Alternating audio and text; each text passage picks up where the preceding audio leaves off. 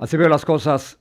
Comenzamos con las gravísimas, muy graves acusaciones en contra de César Chávez, el líder de los derechos civiles, el líder de los campesinos, el líder histórico de la comunidad latina. Hoy cae un héroe. Hoy estamos en el fin de la leyenda. Estamos viendo la destrucción de un verdadero mito. Una investigación muy profunda, convincente, del diario The New York Times asegura que César Chávez, mientras era líder de los campesinos, abusó y violó a muchas mujeres, entre ellas varias menores de edad. No solo eso, Dolores Huerta, la lideresa de la comunidad hispana, también acusa a César Chávez de haberla violado. Tenemos todos los detalles de lo que está ocurriendo ante estas gravísimas, muy graves acusaciones que nos han horrorizado, que nos han impactado.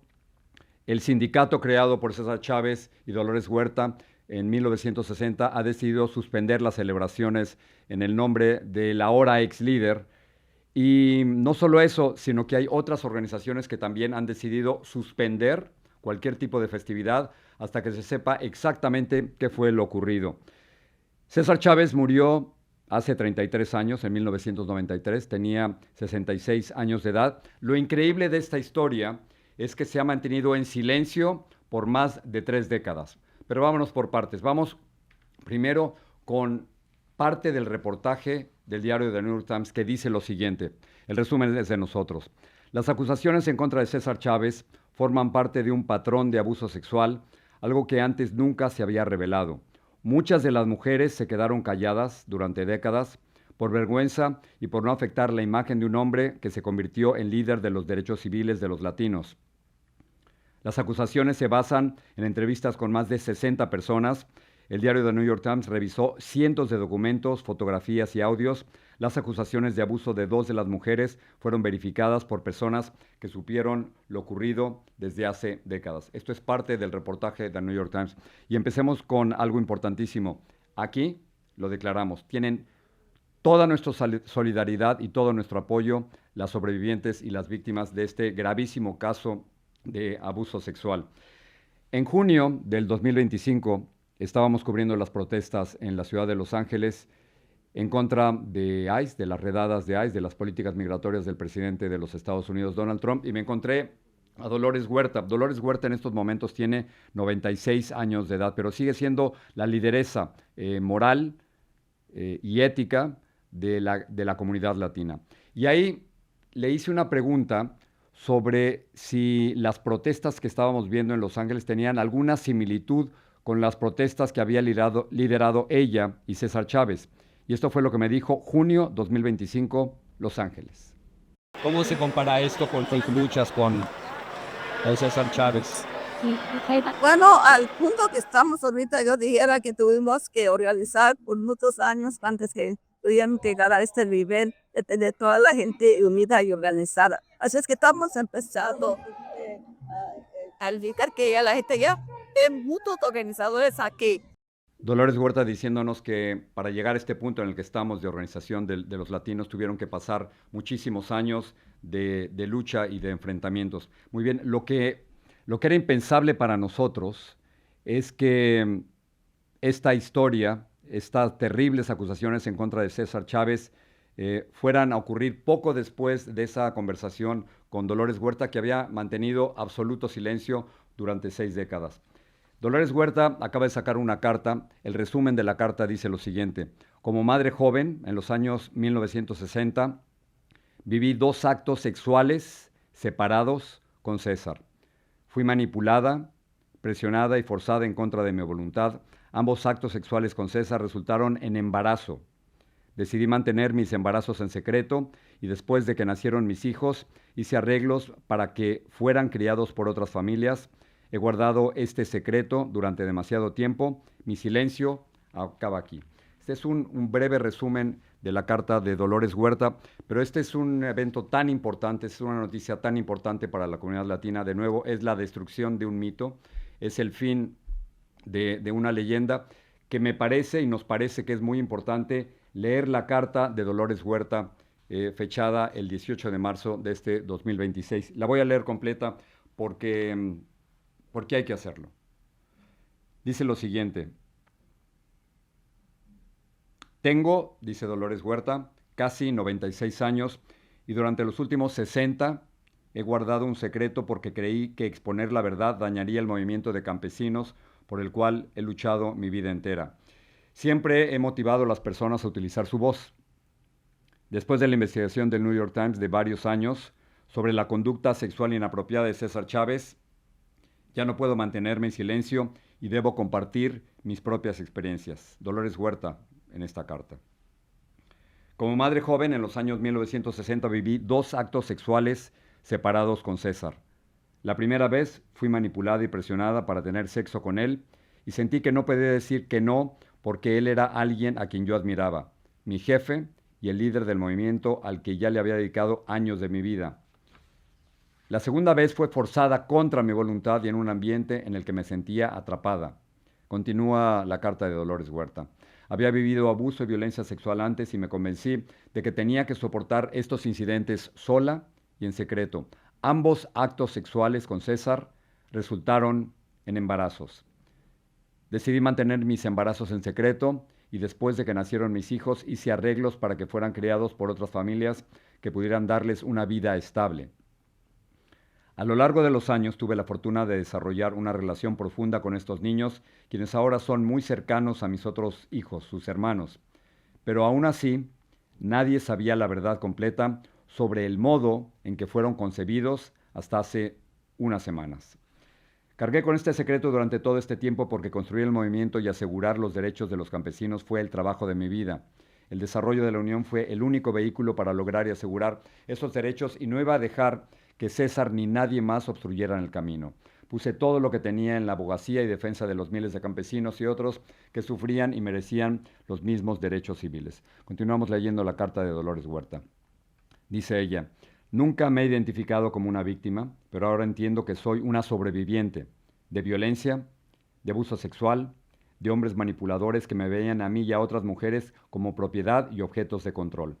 Estoy compartiendo mi historia porque el New York Times ha indicado que no fui la única, había otras.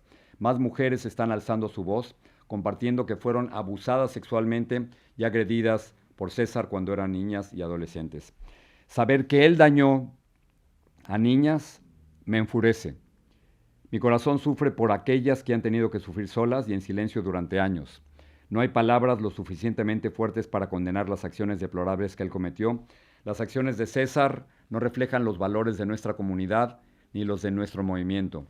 El movimiento de los campesinos siempre ha sido mayor y mucho más importante que el de cualquier individuo.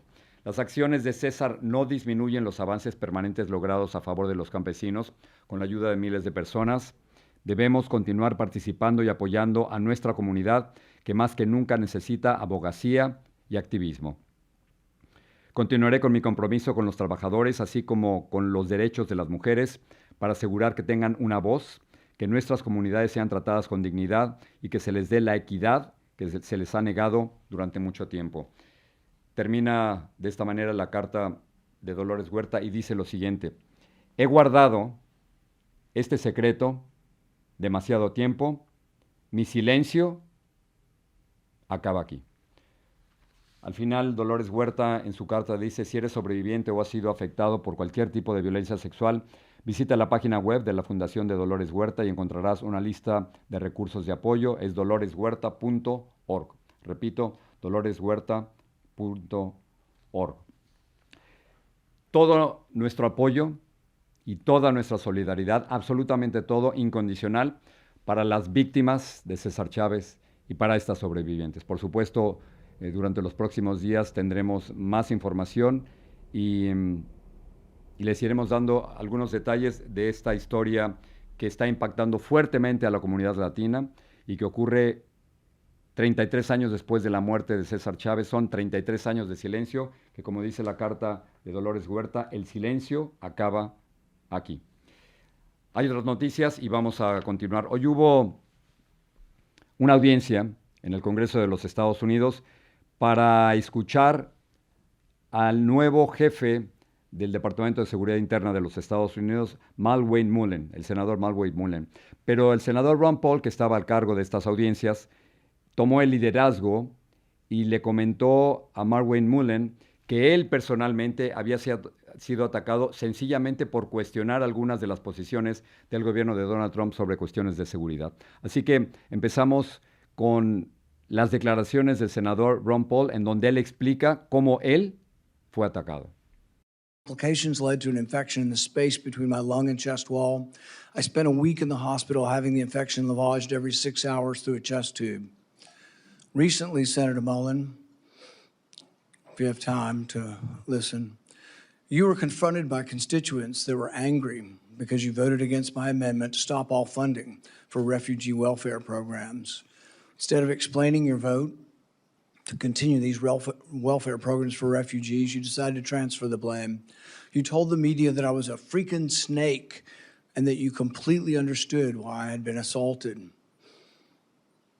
I was shocked that you would justify and celebrate this violent assault that caused me so much pain and my family so much pain. I just wonder if someone who applauds violence against their political opponents is the right person to lead an agency that has struggled to accept limits to the proper use of force. Para que entendamos lo que está ocurriendo, el senador Mulway Mullen había acusado al senador Ron Paul, lo había ofendido, y el senador Ron Paul sugiere que debido a este tipo de acusaciones que le habían hecho, falsas o no falsas, que él fue atacado a nivel personal y sufrió serios problemas en los pulmones, en las costillas, fue golpeado brutalmente. Mulway Mullen, quien quiere ser el nuevo jefe de seguridad interna de los Estados Unidos, en lugar de Kristi Noem, salió a decir que él no tomaba este tipo de cosas a nivel personal, pero ya a nivel teórico, el liderazgo de Mulway Mullen pudiera ser un poco más suave que el de Kristi Noem. ¿Por qué? Porque en las declaraciones él dijo algo que debemos de ponerle mucha atención.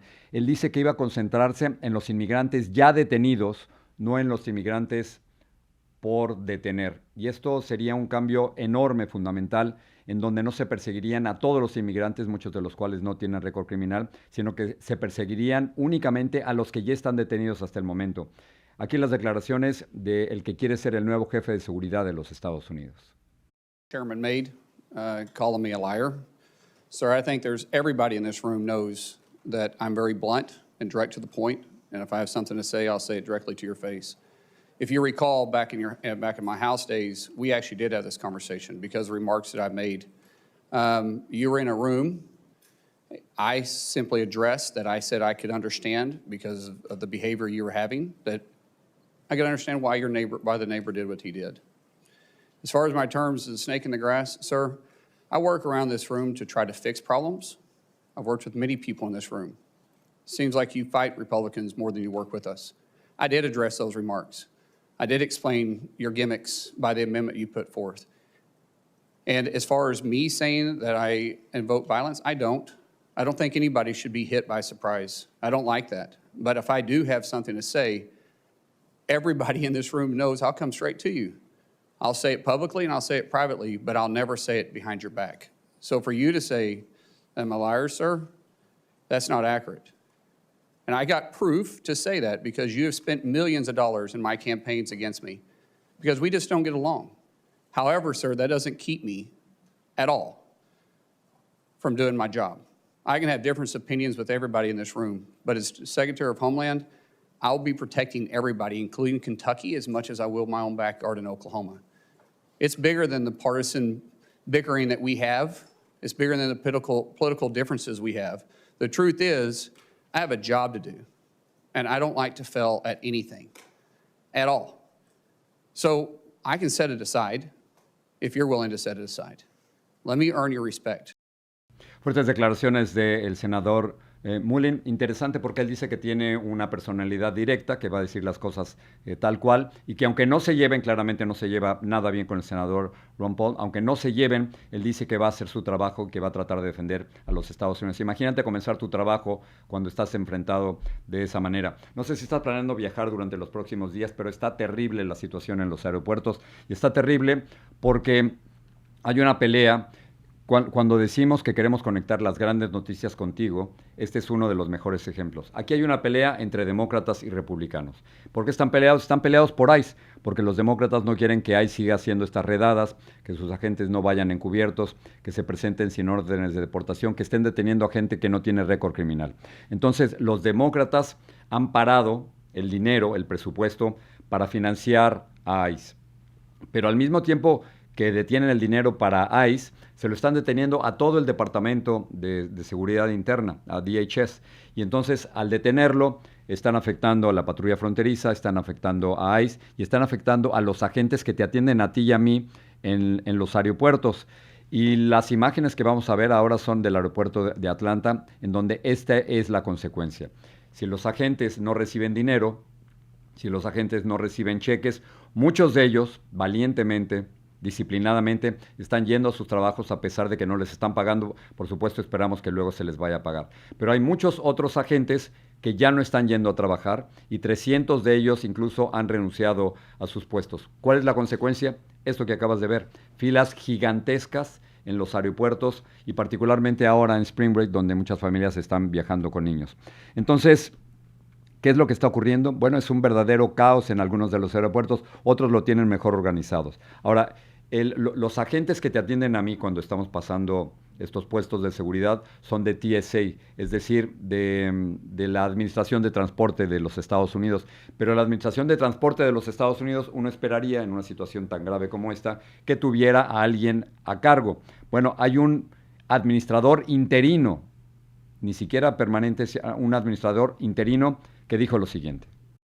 The reality is right now, like majority of Americans that are paycheck to paycheck, as the weeks continue, our TSA officers, as long as they don't get paid, they're going to continue to call out. They can't afford to come in, and they're going to quit altogether. And that's a serious concern, and that's going to continue to impact staffing airports across the United States. We saw this morning, of course, Philadelphia had to collapse lanes because of call outs. And so the reality of the situation is this is going to get worse before it gets better if we don't see any sort of action from Congress. Bueno, ahí están hablando de lo que ocurrió en el aeropuerto de Filadelfia. Imagínate que tú llegas al aeropuerto de Filadelfia. Generalmente yo llego con 1 hora, vamos a suponer que llegues con 2 horas o que llegues con 3 horas al aeropuerto y de pronto ni siquiera con las 3 horas te da tiempo de llegar a tu vuelo y pierdes tu vuelo. ¿Quién es responsable? ¿Quién te lo va a pagar? Nadie te lo va a pagar. Pero eso es lo que está ocurriendo cuando los políticos no se ponen de acuerdo. Yo siempre digo, ¿qué no se pueden sentar a platicar en una mesa y lo arreglan? ¿Por qué nos tienen que estar afectando a todos nosotros? Esa es la situación. Así que Joaquín Jeffries, quien es el líder de la minoría en el Congreso de los Estados Unidos, en la Cámara de Representantes, ha dicho, para evitarnos la bronca, vamos a pagarle a los agentes, los demócratas dicen, estamos dispuestos a pagarle a los agentes de TSA en los aeropuertos para que no haya este tipo de crisis. Pero no, los republicanos quieren que se les pague a los agentes de TSA y a todos los demás, a los de ICE, a los de la patrulla fronteriza, y sencillamente demócratas y republicanos no se ponen de acuerdo. Aquí el punto de vista de los demócratas. We are gathered today on the Capitol steps in support, strong support, of paying TSA agents. It's because Republicans have decided to force TSA agents to work without pay, inconvenience millions of Americans across the country, and create chaos at airports rather than get ICE under control. El caso es que al final tú pagas los platos rotos. Al final de cuentas, si estás volando, las complicaciones son para ti. Y al final de cuentas, si pierdes el vuelo, la culpa va a ser tuya o las aerolíneas te van a decir que la culpa es tuya y nadie te va a reembolsar ese dinero. Ese es el problema cuando los políticos no hablan, mejor todavía. Ese es el problema cuando los políticos no hacen bien su trabajo. El presidente de los Estados Unidos sigue insistiendo en que la guerra en Irán se está ganando. Sigue insistiendo en que las cosas van bien.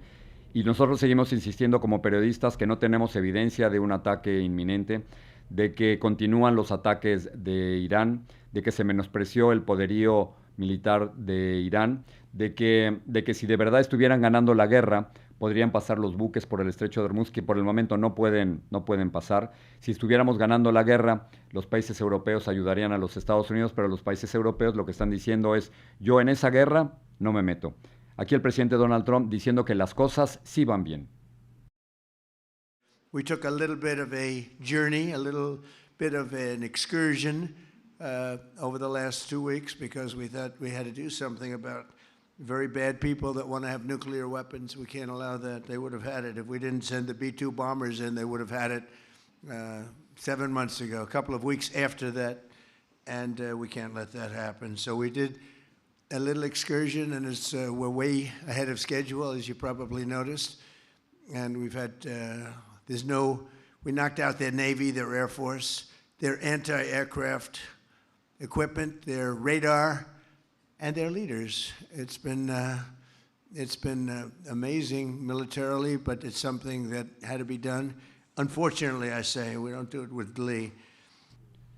Y efectivamente Estados Unidos ha acabado con una parte del liderazgo en Irán, pero no de todos. Cada vez que matan a uno, otros toman ese puesto. Esto me recuerda un poco la dinámica dentro de los carteles de las drogas en México. Yo sé que no tiene nada que ver, pero digamos que el proceso de subir al liderazgo es más o menos el mismo. Matan a uno y suben otros, o suben varios más.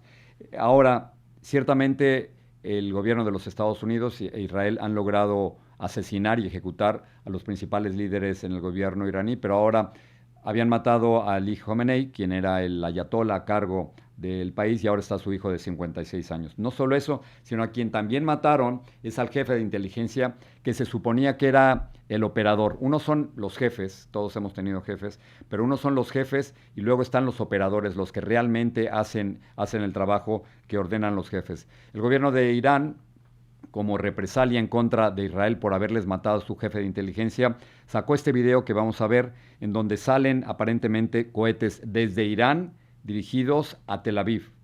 Vamos a verlo.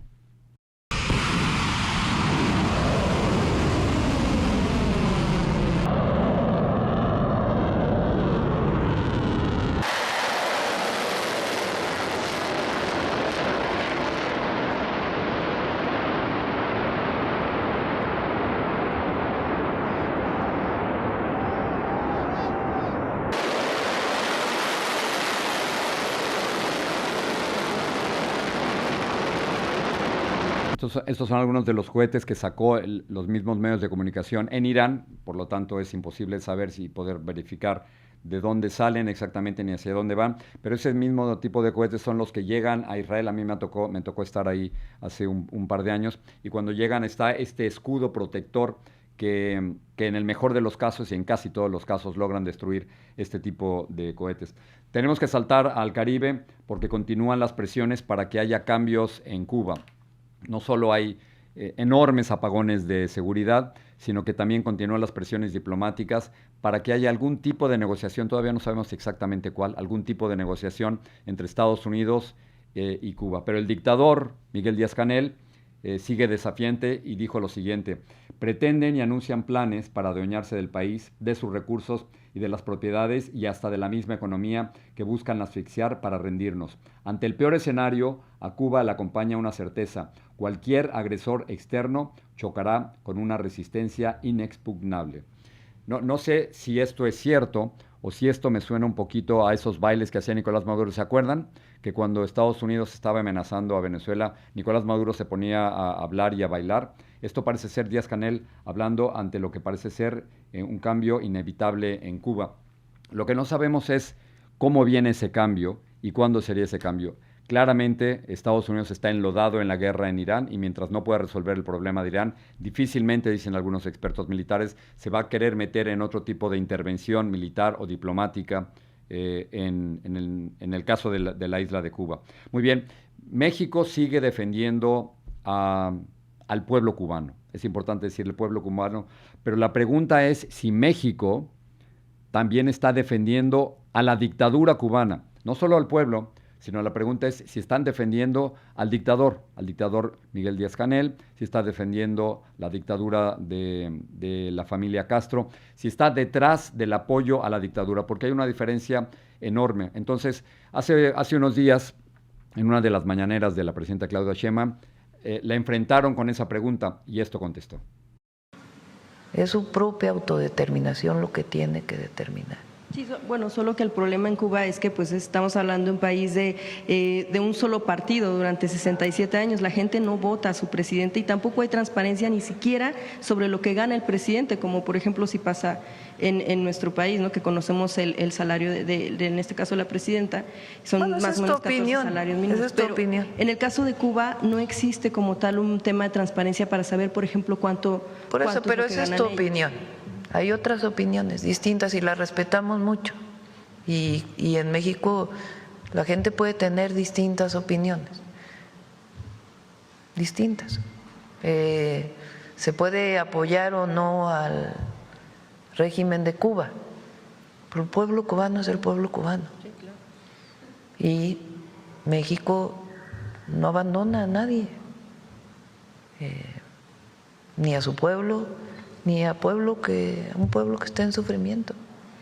Entonces, por eso es muy importante la historia, porque no es de ahora, es de siempre. Es la solidaridad de México con el pueblo cubano, eso lo entiendo, pero no es cuestión de opinión el decir que Cuba es una dictadura hace 67 años, que en Cuba hay prisioneros políticos, que en Cuba ha habido ejecuciones, que en Cuba hay censura de prensa, que en Cuba no hay elecciones multipartidistas. Cuba no es una cuestión de opinión, es una verdadera dictadura durante los últimos 67 años. Vamos a pasar finalmente con, si viste el partido de béisbol al igual que yo, fue extraordinario.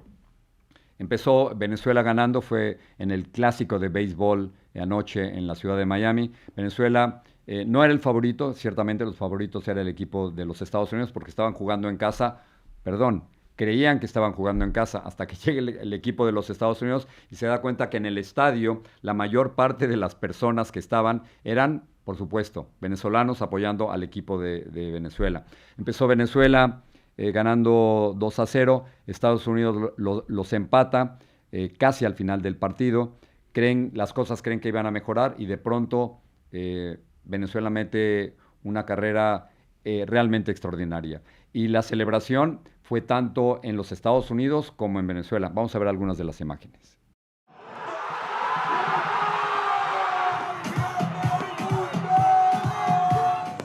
Es lo mejor que hay. Mis dos muchachos, mis dos hijos juegan béisbol, practican béisbol y ven esto como lo mejor que ha pasado en toda su vida y lo mejor que hay para Venezuela.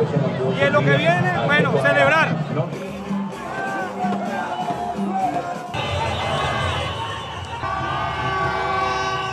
Felicidades a Venezuela y para mí esta es la verdadera serie mundial del béisbol, no la serie en los Estados Unidos donde solo están equipos estadounidenses, sino esta verdadera serie mundial de béisbol donde hay equipos de todo el mundo. Felicidades para Venezuela, muy bien merecido.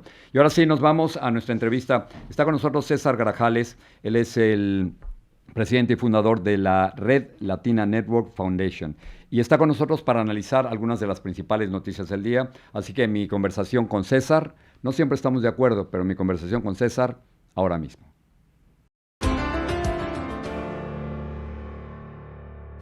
Así ven las cosas, hay muchas cosas de qué hablar, no solo aquí en los Estados Unidos estamos en guerra, y también las perspectivas de lo que puede ocurrir en Cuba y en Venezuela. Para eso hemos invitado aquí a César Grajales, analista, pero fundador y presidente de Red Latina Network Foundation. César, gracias por estar aquí. Jorge, siempre un placer y un honor estar contigo. Cuéntame, ¿qué es la Red Latina Network?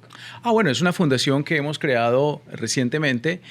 Yo pienso que en el caso mío, defendiendo las ideas de la libertad en los Estados Unidos durante muchos años en otra organización a través del grassroots, me di cuenta también que había un espacio importante donde no se estaba poniendo mucha fuerza, y es en la parte mediática. En Red Latina Network Foundation lo que hacemos es crear contenido de altísima calidad, mucho valor, desde documentales hasta series y programas diarios que la gente va a empezar a ver muy pronto, donde analizamos el mundo desde la perspectiva de la libertad. Incluso hay un show que se llama El Coliseo Político, donde yo soy el presentador, César, ahí hace la relación, e invitamos líderes de todos los aspectos para hablar de lo que está pasando en el día a día, pero desde nuestra perspectiva de la libertad. Ok, y por eso precisamente te estamos invitando. Vamos a entrar al tema de la guerra. Donald Trump insiste en que ya la guerra se ganó, pero yo no veo que se haya ganado. Llevamos 3 semanas ahí, todavía los iraníes siguen atacando, el estrecho de Hormuz está totalmente controlado, el precio de la gasolina está aumentando. ¿Se ha ganado esta guerra ya? Bueno, varias cosas. Lo primero es que yo todavía le sigo llamando operación militar hasta que oficialmente no se declare una guerra. Para mí es una operación militar. Bueno, Trump dice que es una excursión, ¿no? Una excursión militar. Y Jorge, en cuestiones de semántica, yo prefiero referirme a lo que es guerra cuando se declara oficialmente en el Congreso. Pero en esta operación militar... Pero es una guerra, César. O sea, claramente Estados Unidos e Israel se lanzaron en contra de Irán. Hay bombardeos, hay muertos. Es una guerra. Pues yo pensaría que más en contra de Irán, yo diría en contra del régimen que oprime al pueblo iraní y sobre todo también de un régimen que ha sido el patrocinador del terrorismo a nivel global desde, los proxies como Hezbollah, Hamas, Houthis, que de hecho han permeado nuestro continente, un continente que ha sido flagelado por otro tipo de terrorismo y ahora tenemos también aquí, se habla de células de Hezbollah en Venezuela y otras áreas. Yo creo que es importante haber dado un manotazo finalmente a este grupo terrorista. Yo particularmente y desde carente del conocimiento completo de las minucias de lo que puedan estar hablando en el Departamento de Guerra o en la presidencia, yo pienso que es una operación que todavía le falta tela por cortar.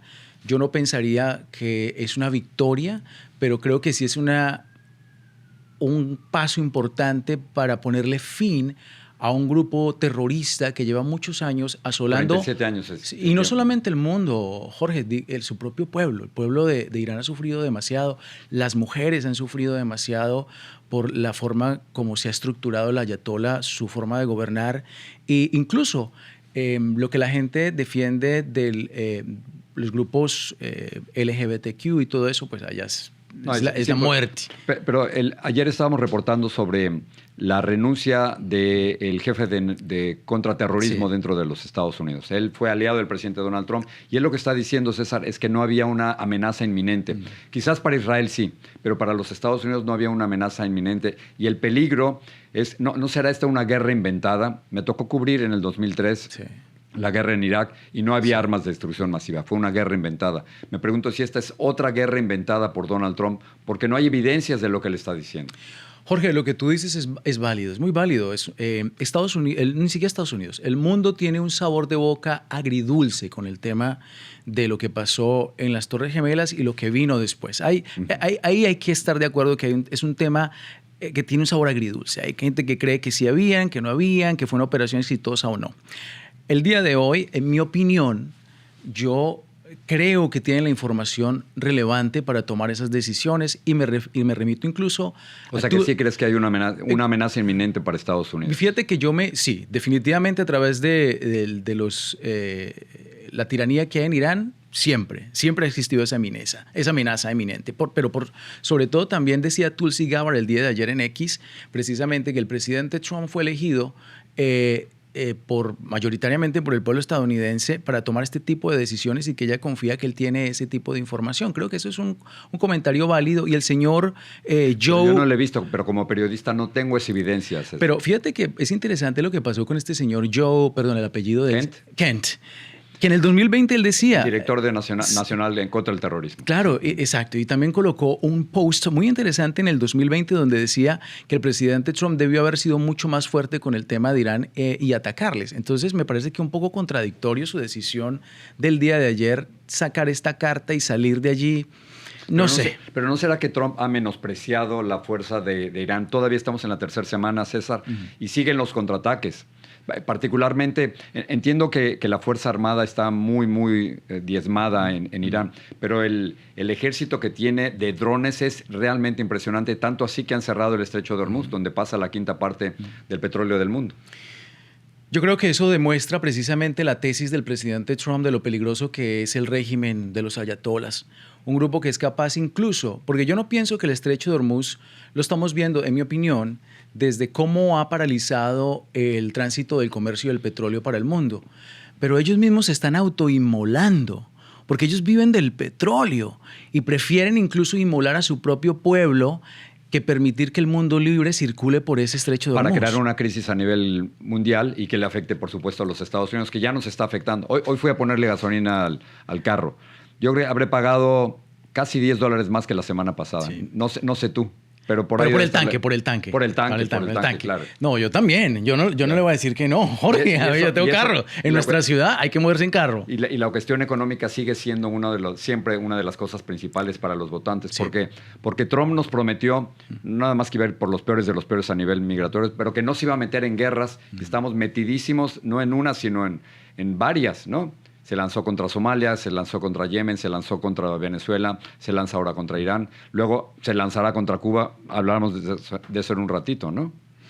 A ver, Jorge, yo diseminaría todos esos si me das unos No, dale, minutitos. dale. A ver, Sí, para eso te invitamos. muchas gracias. Yo pienso Para que hablar. yo creo que el tema de Yemen está muy conectado a Irán, porque al final del día fue una operación en contra de los Houthis que han Sí. sido patrocinados por Irán. Entonces yo pienso que es un derivado de eso, mismo que Somalia. Pero en el caso de Venezuela yo no lo veo como una guerra, yo veo como un proceso de liberación, claro, de un arresto, porque eso fue ejecutado como un arresto. Fueron a sacar a un tipo que tenía orden de arresto, lo arrestaron y está hoy en la cárcel, gracias a Dios. Eso es increíble, ¿eh? O sea, porque siempre hemos querido que el dictador termine en la cárcel y que el dictador esté en la cárcel. Sí. En Nueva York en estos momentos, Nicolás Maduro, eso es impresionante. Exactamente. Entonces, yo haría varias distinciones con relación a eso. Es cierto lo que dices, Jorge, en el tema del precio del el combustible, que no es solamente la movilidad de uno de punto A a punto B. El combustible es el transporte de los productos desde las granjas a los supermercados, pero también el petróleo es los fertilizantes. O sea, es una cantidad de cosas que está allí. Todo lo que se mueve, todo, Entonces, servicios, yo productos, voy a todo lo que se mueve. Exacto. Y yo voy a hacer el siguiente comentario. Yo apoyo la operación militar. Yo creo que la operación militar, en mi opinión, es operación militar hasta unas semanas más, porque legalmente creo que Dices en Irán. Sí, Ya. porque yo creo que en Estados Unidos, legalmente, el presidente tiene todavía unos días, unas semanas más, o le va a tocar regresar al Congreso para ahí sí oficialmente declarar una guerra o justificar por qué continúa esa operación y pedir más dinero. Ahí creo que va a estar el punto de quiebre de si esto fue rápido, fue corto, si fue efectivo o no, y sobre todo en las primarias, en las elecciones de término medio en noviembre. Yo creo que todavía hay tiempo para que el presidente su tesis la apruebe, y la tesis es que había que aniquilar a la cabeza del terror. Lo han hecho. Hay un dolor que está sufriendo el ciudadano del día a día, es cierto, en el precio del valor de la gasolina y en otros productos, pero que rápidamente eso se va a ver una corrección, porque el barril del petróleo puede bajar y tarda como 2-4 semanas para que se vea reflejado en la gasolina. O sea, de aquí a noviembre hay tiempo, ¿no? Dices políticamente para Trump. Sí, pero hay que ser honesto con el análisis, y el análisis es que también un conflicto a largo tiempo, uno, es un desgaste dentro del país, a nadie le gusta la guerra, nadie. Hay muertos, Hay muertos. más de una docena. Y eso depende mucho de si el votante estadounidense, en mi opinión, realmente le compra esa tesis de que es una operación a corto plazo y que hay una recuperación pronta. Si eso se Es alarga, una va a guerra ser muy complicado. impopular. Más de la mitad de los norteamericanos no están de acuerdo con la guerra en Irán. Y eso puede... Tú sabes, ahora que estabas hablando de Venezuela, yo creo que la operación en Venezuela le hizo mucho daño al presidente Donald Trump. Uy, interesante. Te explico. Por supuesto que salió Nicolás Maduro, pero todavía continúa la dictadura en Venezuela. Pero ese es otro punto. Creo que le hizo mucho daño porque le hizo creer que todo iba a ser como en Venezuela, que iba a ser muy fácil. Llegas, extraes al dictador, lo sacas de ahí y te lo llevas, ¿no? Él pensó que se llevaba al Ayatollah Khomeini en Irán y que luego las cosas iban a cambiar totalmente. No ha pasado. Así que yo creo que y luego en Cuba quizás está pensando de la misma manera. Saca a Díaz-Canel de alguna forma o negocia su salida y entonces las cosas cambian. Y no es así. Por eso creo que le ha hecho mucho daño tener esta fórmula venezolana de que sacas al líder y que las cosas cambian, y eso no ha ocurrido. Sobre todo porque hay una tesis. No, y es válida, porque hay algo muy importante en esto, y es en la parte cultural. Nosotros en nuestro continente tenemos similaridades independientemente del país, similaridades, incluso independientemente del tirano. Yo creo que sí se puede arrestar a un criminal como Maduro. Creo que en Cuba va a haber un proceso de transición, y Dios quiera pronto, para la libertad del pueblo cubano, que lo merece. Ahora entramos en eso. Pero en el tema de Irán hay una cuestión de teocracia, hay una cuestión pegada al islamismo radical, donde son capaces de inmolar y donde hay gente que verdaderamente cree que su muerte le da cierta, ya sabes, le da cierta elevación espiritual, bla, bla, bla, bla, bla, bla. Y el peligro son ataques terroristas en Estados Unidos. Entonces eso creo que lo convierte en una situación radicalmente diferente a lo de acá. Yo asumo que el presidente y los que toman las decisiones pues han evaluado ese tipo de cálculos. Hay un documental que te invito a ver luego. ¿Se llama? Human Factor, el factor humano, y lo hicieron precisamente con relación a cómo fue el proceso de negociación del expresidente Bill Clinton con Yasser Arafat y todo eso. No te voy a decir cuál es la conclusión, porque no te lo voy a arruinar, pero es muy valioso para entender cómo piensa el Medio Oriente. Y creo que a veces también es importante entender en estos conflictos cómo piensa el Medio Oriente, cómo piensan este tipo de radicales, y que asumo que en esta administración y en las decisiones que se han tomado han tenido esos cálculos presentes. Déjame preguntarte sobre Cuba. ¿Cómo ves los distintos escenarios, César? Por supuesto no sabemos qué va a ocurrir, ¿no? Sí. Pero Donald Trump ayer dijo una frase, me pareció de una arrogancia gigantesca, pero decía, yo puedo hacer lo que se me pegue la gana con Cuba. La traducción es mía. Pero me parece de una arrogancia gigantesca, ¿no? Yo miro entre las ramas de todo lo que suelta el presidente Trump para encontrar lo que realmente no se diluya entre el ruido que a veces sale de ahí. Hay que admitirlo. El presidente Trump viene de una escuela del entretenimiento y a veces puede ser muy estridente en lo que dice. Pero mi opinión es que el pueblo de Cuba quiere la libertad. De acuerdo. Ayer yo tengo 67 años de dictadura terrible. Yo tengo un show de radio diario, hago parte, soy copresentador de un show de radio matutino de 8 a 10 de la mañana. ¿Qué oías? ¿Qué te decía la gente? No, de hecho llamamos en vivo a un periodista dentro de la isla. Y yo le hice la siguiente pregunta, Jorge, le dije, oiga, ahorita Estados Unidos, en cabeza del presidente Trump, hablan de ese proceso de ayudar a liberar a Cuba de este régimen. Está el pueblo de ahí, del de a pie, a favor del presidente Trump, de que incluso mande tropas o hayan operaciones militares o algo. Protestas por todos lados.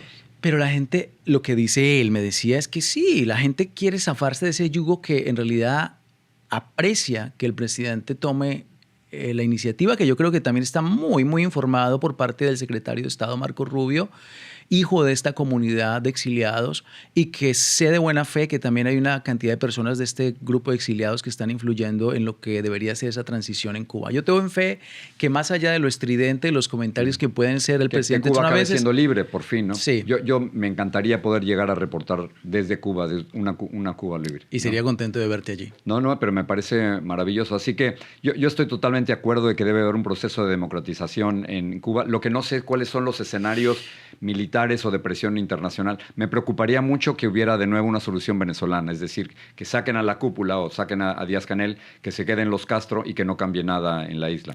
Ahora, por supuesto, hay propuestas para invertir de cubanoamericanos en Cuba, ¿no? Yo voy a decir algo que parte con todo el respeto a la comunidad cubana y obviamente ignorando seguramente detalles, pero lo que hay una realidad allí, Jorge, hay una realidad, y es que la persona que venga a liderar esa transición desde la libertad, a esa transición a esa primera elección realmente democrática, yo supongo que tiene que ser alguien que entiende a la gente de adentro, claro, pero también de afuera. Yo creo que no puede ser alguien impuesto de acá, pero tampoco alguien completamente de allí, sino que hay que entienda, porque me parece que es una cuestión incluso cultural. Son 67 años viviendo bajo un régimen terrible. La gente quiere libertad, pero creo que hay que guiarles en ese proceso de la libertad para que no vayan a cometer el error de caer en lo mismo. A veces... sean los cubanos los que deciden su futuro, ¿no? Exacto. Que no sea un dictador, que no sea Raúl Castro, que no sea Exacto. el Ahora, cangrejo.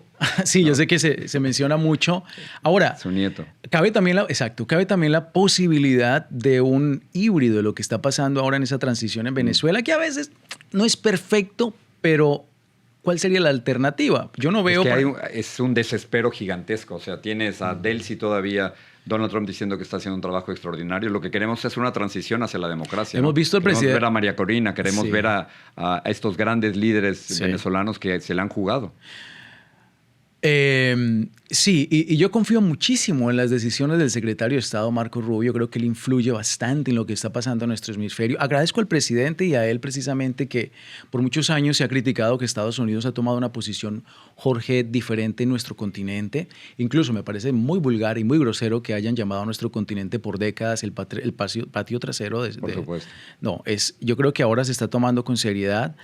Pero para poder ser socios fuertes económicos de Estados Unidos hay que tener Estado de Derecho y para eso hay que erradicar o ayudar a erradicar tiranías como la que hay en Cuba, la que hay, todavía hay en Venezuela, pero que y hay Nicaragua, una transición. que no se nos olvide, que Nicaragua es raro que lo han dejado un poco fuera de toda esta gran conversación, pero si estamos hablando de dictaduras en América Latina, Cuba, Venezuela, Nicaragua.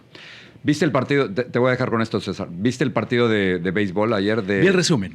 Ya, maravilloso, ¿no? Qué manera de celebrar. Eso me parece increíble. Y en una ciudad totalmente americana como Miami o totalmente latinoamericana, sorprendente que en las tribunas hubiera más venezolanos que americanos, ¿no? Así es. ¿Qué sería del deporte o de uno de los deportes insignias de Estados Unidos sin nuestra gente? Fíjate, estadísticamente, 1 de cada 3 beisbolistas en Estados Unidos es de nuestra gente. Y el día de ayer, eso no me lo sabía. Y ayer quedó probado que el béisbol viene de los grandes del béisbol vienen de nuestro continente y Venezuela hizo un partidazo. Y para mí esa es la verdadera serie mundial. Yo sé que me van los que saben de béisbol, pero cuando hablan de The World Series aquí en los Estados Unidos, yo sé. A mí me parece que no es porque son puros equipos estadounidenses, pero esta sí es la verdadera serie, ¿no? ¿Estás listo para el Mundial de Fútbol? Sí, hombre, claro que sí. ¿Tienes favoritos o no? No, todavía la gente dirá, hombre, porque eres de origen colombiano, Colombia.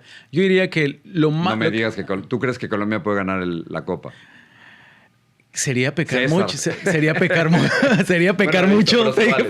pecar mucho de tener mucho optimismo. No sé, yo creo que hay grandes equipos, creo que nuestra ciudad es una ciudad, un crisol de tantos latinoamericanos. 7 partidos nos va a tocar en Miami. Incluyendo la semifinal. Claro. Ahora, estaba escuchando a la presidenta de México sugerir que en la FIFA se está negociando la posibilidad de que Irán, en lugar de que juegue en los Estados Unidos por la guerra y por el conflicto que eso generaría, que juegue en México. Pero bueno, vamos a ver si eso pasa. Sí, una cosa que sí me parece que la presidenta de México, Sheinbaum, debe de entrar en razón, en mi opinión, es que si Estados Unidos realmente está prestando atención a nuestro continente, ayudar en ese proceso de transición y no obstaculizarlo como me parece que sucede en el tema de Cuba.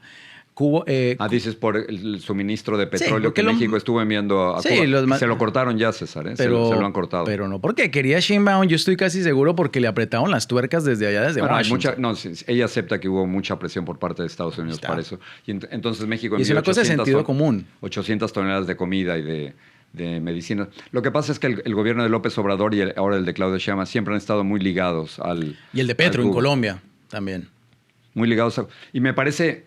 Sin la menor duda, hay que ayudar al pueblo, pero no a la dictadura. Y lo que me preocupa es cuando los gobiernos, desde arriba, siguen ayudando a la dictadura cubana, ¿no?